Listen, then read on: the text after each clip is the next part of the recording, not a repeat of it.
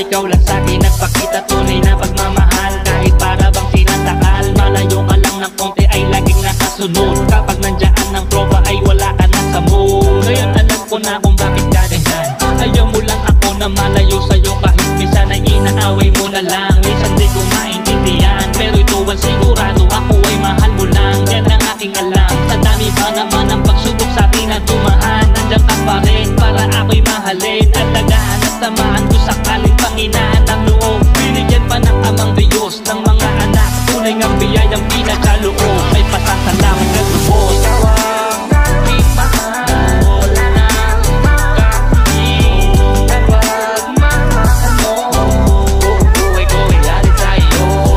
Ikaw ang aking mahal, wala na makakahing kapag mamahal mo. Buhay ko ay lali sa'yo.